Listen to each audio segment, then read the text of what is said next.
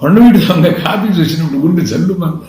శుభలేఖ రాసుకున్నాను వయ్యారాలు పోతున్నాడండి. నేను తిరుగురాడుతో సార్ చిరంజీవి గారండి ఆయన, కన్ను మూసి తెరిచిలో ఫ్రేమ్లు వెళ్ళిపోవాలి అట్లా, అదేంటండి అంటే ఆయన నేను ఇలాగే అన్నాను, థియేటర్లో చూడండి అన్నాడు ఆయన. నిజంగా థియేటర్లో చూస్తే మీరు అందరూ దాన్ని ఎంత ఎంజాయ్ చేసి ఆ తర్వాత ఎంతమంది ఆ లవ్లీ స్టెప్పుల్ని ఫాలో అయ్యారో మనకు తెలుసా.